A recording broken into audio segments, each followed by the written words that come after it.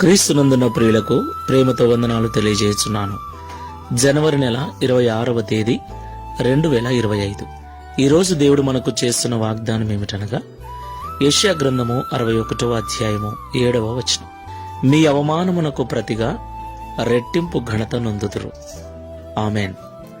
నా ప్రియమైన సహోదరి సహోదరులారా, అవమానములు పొందటం, చులకనగా చూడబడటం, ఎగతాళి చేయబడటం, లెక్కలేని వారిగా ఎంచబడటం, ఆయా సమయాలలో ప్రతి ఒక్కరము కూడా ఈ స్థితిని అనుభవించి ఉంటాం.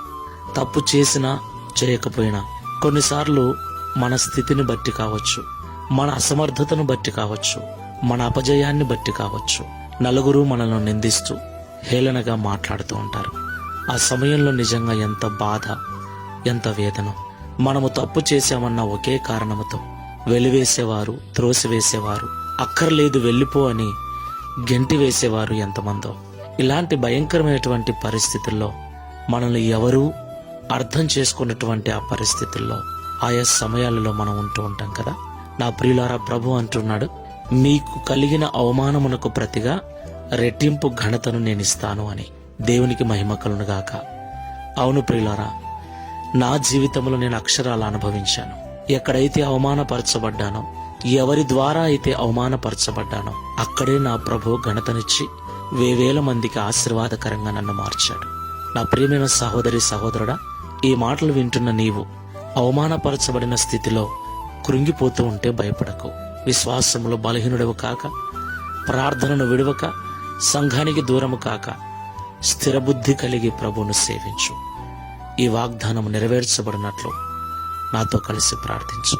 ప్రేమ స్వరూపుడైన తండ్రి, పరిశుద్ధుడైన ప్రభువా, మీకు స్తోత్రాలు చెల్లిస్తున్నాం. మీ అవమానమునకు ప్రతిగా రెట్టింపు ఘనతనిస్తానని ఈరోజు మాతో మాట్లాడినందుకు స్తోత్రాలు.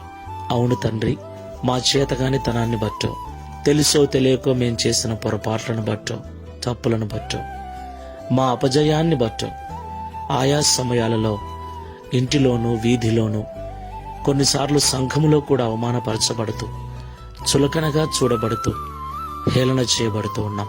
అయితే మేము ప్రార్థన మానక, విశ్వాసమందు సన్నగిల్లక, శుభప్రదమైన నిరీక్షణతో నీ సన్నిధిలో చేరినట్లయితే, ప్రార్థించినట్లయితే, అవమానము పొందిన చోటనే రెట్టింపు ఘనతనిస్తానని, అవమానపరిచిన వారితోనే మాకు విజయాన్ని అనుగ్రహించే దేవుడవని ఈరోజు మాతో మాట్లాడినందుకు స్తోత్రాలు.